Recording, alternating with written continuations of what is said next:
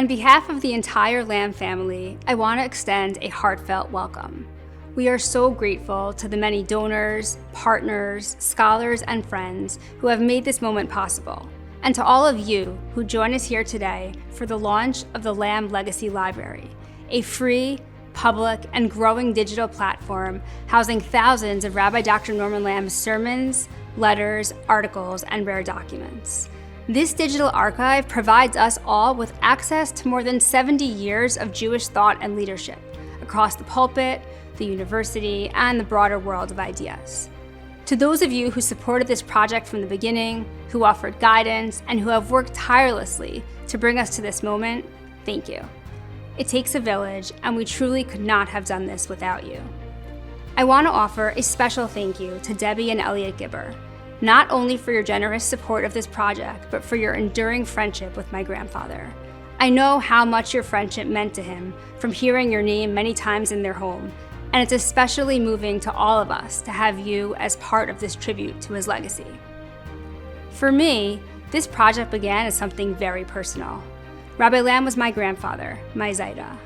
In the months after his passing, my focus and that of my family was on preserving his memory, trying to hear his voice through recalling conversations, rereading letters and emails, sharing the Torah he taught us, and grasping for the way he lived and led and dreamed. What would Zaida have said? Or what would Zaida have thought? Or what would Zaida have done? Came up again and again for all of us. But over time, something shifted. We began to remember that this wasn't just a private loss. Through countless conversations and correspondences, we were reminded that because Zaida had touched generations, so did his passing. Slowly, our mourning gave way to something broader, the responsibility and the privilege of sharing his legacy with the world. Across his career as a rabbi on the national stage and as president of Yeshiva University, Rabbi Dr. Norman Lamm reshaped the landscape of the modern Orthodox Jewish community. He helped transform it into a self-assured, dynamic movement, one that upheld its religious commitments while engaging fully with modernity. This is precisely the vision that is the heart and soul of this project. The Lamm Legacy Library is dedicated to preserving and disseminating the timely and timeless teachings and values of Rabbi Dr. Norman Lamm. In a world that is polarized, morally confused, and craves a voice of principled leadership, our mission is to allow my grandfather to continue to shape a modern orthodoxy that is passionately moderate, clear-minded, and deeply rooted in Torah Umada. Our program tonight is built around a single question that my grandfather both asked and answered on a daily basis throughout his entire career. What does it mean to lead? We'll hear from 3 distinguished speakers who will each explore a different aspect of this question.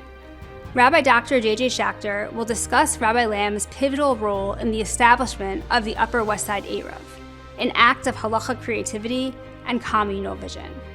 Rabbi Dr. Ari Lamm will explore Rabbi Lamm's approach to interdenominational relations, where principle and respect were always in tension and in conversation. And Rabbi Dr. Tzvi Sinensky will speak about Rabbi Lamm's deep engagement with the story of the Bnei Israel of India and how it illuminates his broader vision of Jewish peoplehood and responsibility. To open the evening, it's an honor to introduce someone who has supported this project from the outset and who continues to carry forward Rabbi Lamm's legacy in his own leadership at Yeshiva University, Rabbi Dr. Ari Berman. Rabbi Berman will now offer Divrei Bracha. This is a historic moment for Yeshiva University and for the Jewish people. A moment that brings together Torah, leadership, and the enduring power of words. Rabbi Dr. Norman Lamm was one of the most significant Jewish leaders of the last century, serving at the helm of our institution and helping to define the intellectual character of our community, all while bringing the world of Torah into serious and sustained conversation with the modern world. Perhaps more than anything, though, he wrote prolifically, passionately, and with purpose.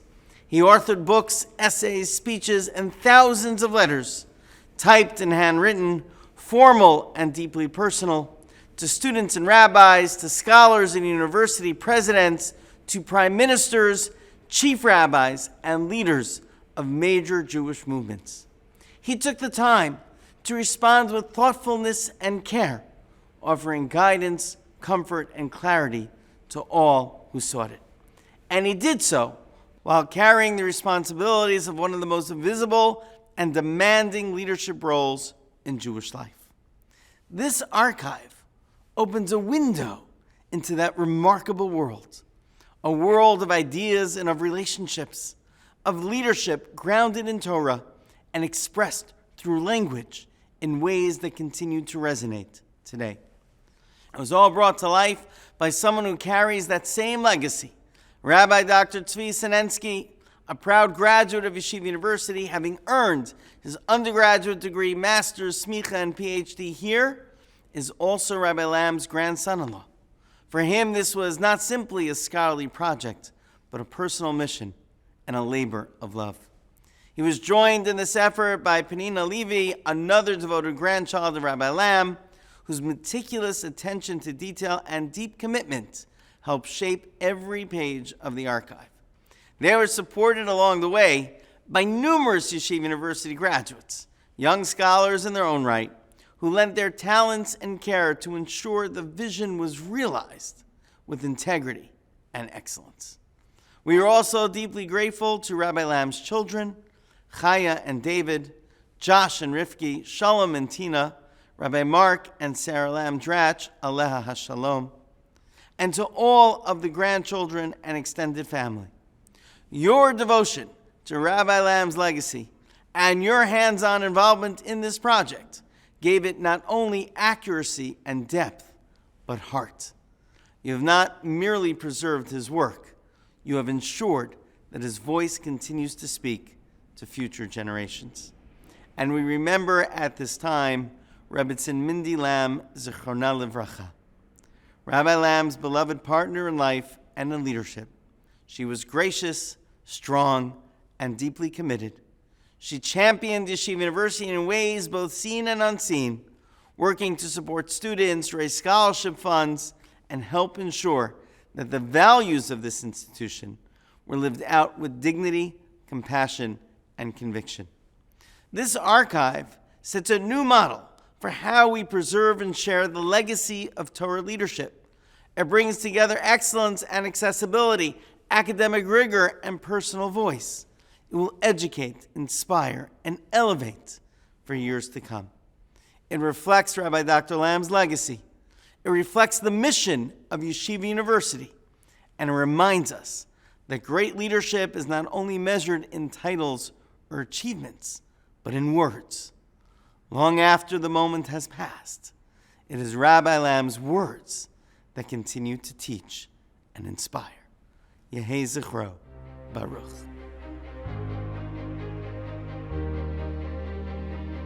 It's a great honor for me to participate in this most important project, and I want to thank Rabbi Sinensky very much for inviting me to do so. I was asked to discuss an aspect of Dr. Lamm's leadership. There are so many areas in which he made extraordinary contributions, but I want to focus particularly on his efforts in the early to middle 1960s to establish an Eruv on the island of Manhattan. There had been some earlier attempts to do so, not quite successful, but for some reason, and I think actually that he was directly involved, for some reason this became an issue in the early 1960s. Dr. Lamm started his career, his rabbinic career, as an assistant at KJ, Kielith Jeshurun, to Rabbi Lookstein, and then he was a rabbi in Springfield, and in 1958, he came back to Manhattan, assistant rabbi at the Jewish Center. We're now in 1962.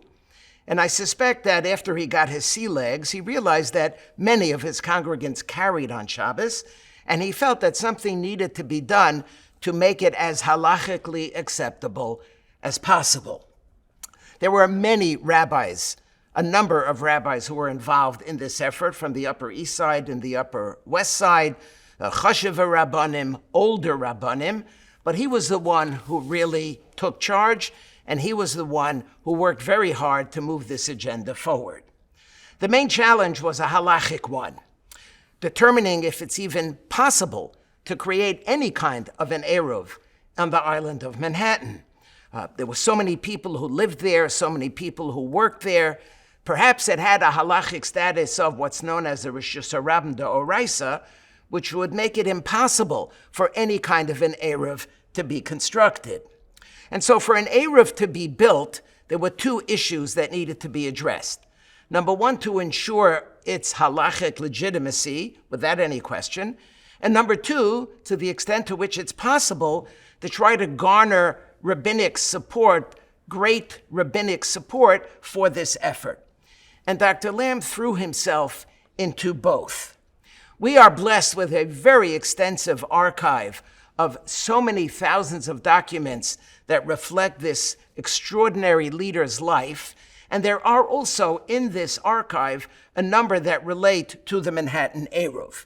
The first document that we have is dated April 10, 1962, and on that day, Dr. Lamm announced that he was going to deliver a Shabbos HaGadol drasha on that subject. The title of the announcement in the archive, Rabbi Lamm to discuss Manhattan Eruv on Shabbat HaGadol. But in his handwriting, he added the word controversial. And so it read, Rabbi Lamm to discuss controversial Manhattan Eruv on Shabbat HaGadol. And the announcement read as follows. As his theme for his halachic discourse this coming Shabbat, Rabbi Lamm will explain the reason for the institution and validity of the Manhattan Eruv. For the past several years, this Eruv has been the subject of disagreement. This past year, controversy has broken out again on the subject. Rabbi Lamm will present the topic both for those who have some exposure to the theme, as well as those with little or no background. Everyone is invited. So clearly by now, something has predated this first document that we have. This has now become a thing. It's become an issue. It's become controversial. And Rabbi Lamm, Dr. Lamm, jumped right in to address it head on. He left us, we have in the archives, a 15-page document outlining the totality of the discussion of the shir, of the drasha that he presented on that Shabbat. For our purposes, suffice it to say that it is a very detailed, complex, wide-ranging, incredibly learned analysis of the concept, the halachot related to Eruv in general, and specifically with regard to the Manhattan Eruv. After I came to the Jewish Center in 1981, and I don't remember who told me, but I remember being told that the shul that Shabbat afternoon was packed.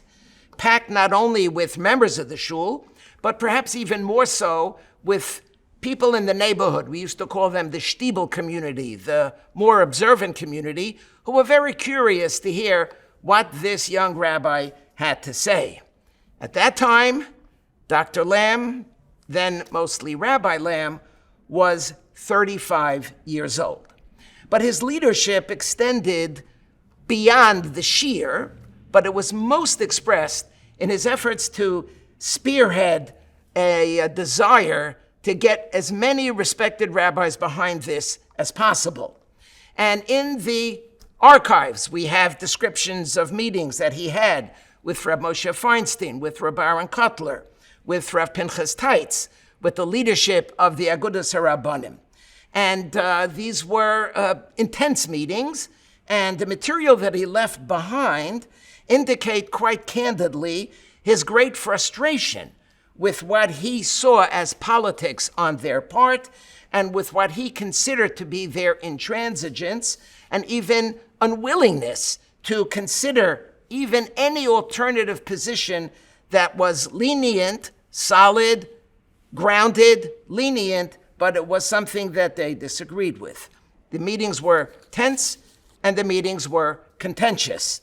I want to read just one little section from a memo that Dr. Lamm wrote later on. It's dated June 21st, 1962, confidential memorandum concerning the Eruv, describing a meeting that he had with the Agudas HaRabbanim. He wrote, "We had made a sincere attempt at accomplishing something selfless for the sake of Torah in Israel and for the sake of the Shabbat. The Agudas HaRabbanim had frustrated our efforts and announced a prohibition. Henceforth, any desecration of the Shabbat that will result from the actions of an Eruv will be on their heads, on their responsibility, and to their eternal debit. I concluded by saying that I would like to see them exert as much courage in trying to prevent the desecration of the Shabbat as they had shown in their zeal to proscribe the Eruv. I'm mentioning this because I want to invite you to access this archive, because this is only a tiny bit of what it is that he had to say. It opens up a window into his tenacity, into his courage, into his leadership, and trying as best as he could to accomplish what he felt was absolutely significant and critical for the continuity of an appropriate Jewish observant life in his congregation, in his community, and in Manhattan. He also had to deal with disagreements of some of his rabbinic colleagues, mostly on the East Side, and he worked very hard to try to figure out a way how to move this forward. The document trail ends in January of 1967, but clearly he persevered. When I came to the Jewish Center in 1981, the Manhattan Eruv was up and running. It was a fact. It was real. It was a given. And much, much, much credit and much gratitude goes to Dr. Norman Lamm. With the launching of this website, we celebrate the enormous contributions of this incredible, massive, major, magnificent Jewish leader. Huge yesher koach to Rabbi Tzvi Sinensky for all the work that he put into organizing this priceless archive. And I've only now brought you a tiny, teeny little bit. For more information, please access the archive, Ve'idach Perushahu Zil Gemor. When I think about the central signature moments in the life of my grandfather and teacher, Rabbi Norman Lamm Zecher Tzadik Livracha, moments that most purely expressed his fierce love for Torah and his belief in its transformative power, I'm reminded of a letter that he sent in November of 2003. The occasion for the letter was the Limud Conference in the UK. The Limud Conference brought together Jews of many different stripes from all sorts of different backgrounds, all to engage in Torah study. Who could possibly object to such an idea? Well, the conference was open not only to participants, but also teachers from all across the spectrum of Jewish life. And that included the denominational spectrum, movements like Reform, Reconstructionist, Conservative, Jewish Renewal, and so forth. And so, as you can imagine, Orthodox leaders were worried that attending, let alone teaching at such a gathering, might suggest that Orthodox leaders accepted those movements as alternatives to Orthodoxy, God forbid. Now, as it happened, the organizers of the conference had invited Rabbi Lamm to speak. And after weighing all the factors, Rabbi Lamm characteristically felt that if someone had asked him to teach Torah to the masses, whether it was a packed stadium or a tiny classroom, he was going to say yes. I mean, there could be no more profound good than sharing words of Torah. And so he agreed to address the conference. In response, Dayan Chanach Ehrentreu Zatzal of the London Basin, he was the head of the London Basin at the time, sent him a formal letter urging him not to attend. It was effectively a cease and desist. The Basin had taken a strong position against Orthodox participation in Limud, as Dayan Ehrentreu explained, and so he could only assume that Rabbi Lamm must have been unaware of that stance. My grandfather's reply was exquisite. I actually remember exactly where I was the first time that my father showed me the letter. I mean, it was so quintessentially my grandfather. It was deeply, genuinely respectful. It was suffused with humility. And at the same time, it was carefully reasoned. It was immovably forceful in its commitment to sharing Torah as widely as possible. The opening line is vintage Rabbi Lamm. It begins, "With all due respect to you, and I have a great deal of admiration for you, I have a different shita." I admit there are times that I've read that line and I feel the full heat of his fiery passion for Talmud Torah crackling off the page. And there are other times that I've read that line and all I can see is that cheeky twinkle in his eye. You have a shita and I have a shita.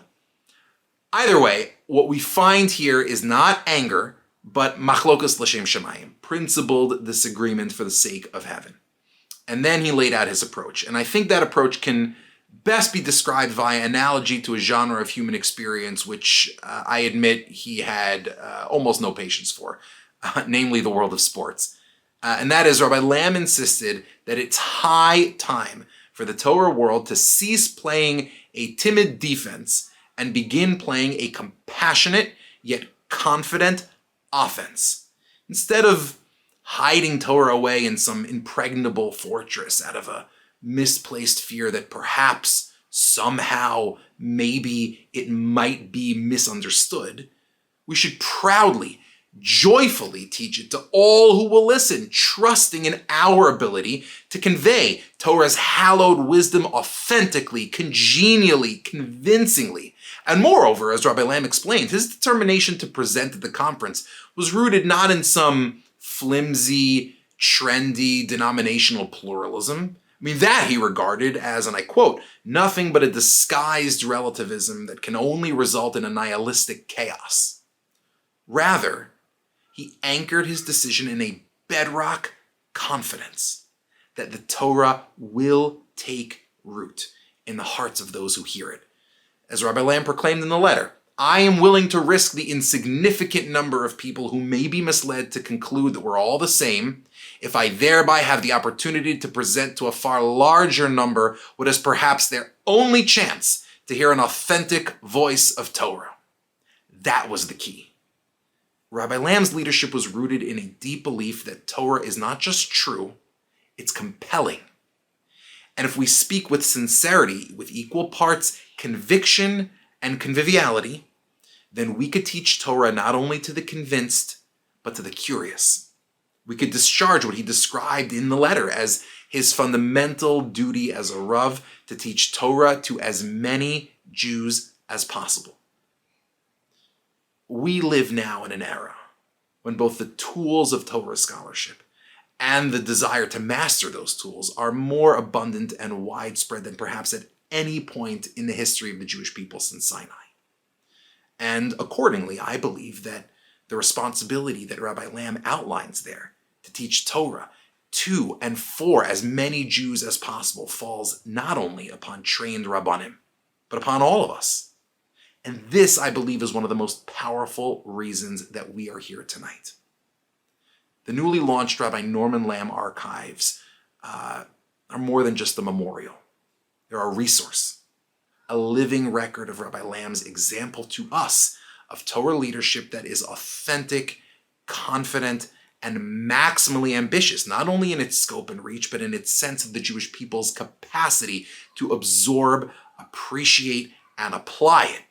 The letter I just described, his exchange with the London Basin, it's one of the hundreds, maybe thousands of documents that you'll find in the archive. There are sermons delivered in packed sanctuaries, and there are handwritten notes dashed off to colleagues. There are fierce halachic essays. There are quiet pastoral reflections. And taken all together, they offer an unparalleled portrait, not just of a great thinker, but of a leader who believed that Torah had something urgent to say to ourselves, to our families, to our communities, to the entire Jewish people, and to all of society as a whole. And so I invite you, explore the archive, use it, study it, teach it. Because what Rabbi Lamm gave us was not just Torah for his generation, it's Torah for ours. Thank you, and enjoy. In January 1961, Rabbi Norman Lamm boarded a plane to Bombay. He had been sent by the Orthodox Union to visit the B'nai Israel community, a proud, historic group that had maintained Jewish practice for generations, now standing at a crossroads. The pressures of modernity, the rise of non-Orthodox movements, and questions of religious status were threatening the community's future. Rabbi Lamm traveled across the world to listen, learn, and support them firsthand. He lectured widely and offered halachic guidance. He ensured they had a proper mikvah. He arranged for young Indian men to study in Israel at Yeshiva Kol Torah under the guidance of none other than Rav Shlomo Zalman Auerbach, with the goal that they would return and serve their community. After he returned home, Rabbi Lamm remained deeply engaged. In close collaboration with the Orthodox Union and other partners, he penned hundreds of letters to and about the B'nai Israel, working with local leaders to address the complex halachic issues from afar. And yet, just as real progress was being made, the entire effort was nearly undone. Word reached Bombay that Sephardic Chief Rabbi Yitzchak Nissim, who had previously affirmed the Jewish status of the B'nai Israel, had reportedly reconsidered his position. The reversal, if true, was devastating. After so much effort to affirm their belonging, the very authority that had extended recognition now seemed to be withdrawing it. Rabbi Lamm responded swiftly, writing directly to Rav Nissim and to many others. On November 22, 1961, as part of that effort, he wrote to Rabbi Moshe Scherer, a close friend and executive director of the Aguda. The letter is respectful but urgent. Above all, it confronts both halachic confusion and moral failure. Rabbi Lamm wrote of his profound disappointment with the tone of certain responses, marked by what he called bitterness of spirit and a disturbing lack of halachic objectivity. But what troubled him most was the underlying concern that prejudice, not just Torah, was shaping the conversation. He feared that long-standing tensions, especially between Baghdadi and B'nai Israel Jews, were clouding the discussion, and that assumptions about social standing and skin color were distorting the halachic process. The prospect that Rav Nissim might have reversed himself under pressure only exacerbated those fears. Rabbi Lamm warned of the damage such a reversal could cause, alienating a loyal and committed community, emboldening critics of orthodoxy, and unraveling years of bridge building.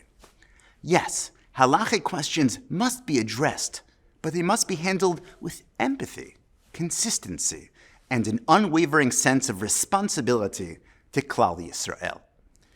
This is the heart of the letter and of Rabbi Lamm's leadership, that Torah demands both intellectual rigor and moral courage. That leadership means confronting injustice even when it hides behind religious language. That silence in moments like this is not neutrality, it is abdication. This letter and the story behind it is now part of the Lamm Library, a new digital platform that allows us to encounter Rabbi Lamm's voice in all its depth, the intellect, vision, and above all, the integrity. The library is filled not only with big sermons and big ideas, but with moments like this one. One rabbi standing up for a faraway community, insisting that leadership is not about status, it is about service. Because what Rabbi Lamm modeled was not just how to lead boldly, it was how to lead faithfully.